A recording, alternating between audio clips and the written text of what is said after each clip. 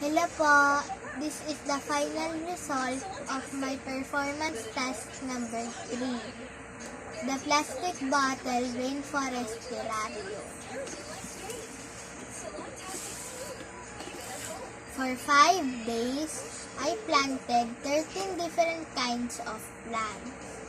10 of the plants survived and 3 didn't. The health benefits of plants. Number 1, people feel calm and relaxed. Number 2, reduces stress level. Number 3, provides us medicine. Magtanim lang tayo ng magtanim para sa malinis na hangin. Thank you po. Bye-bye!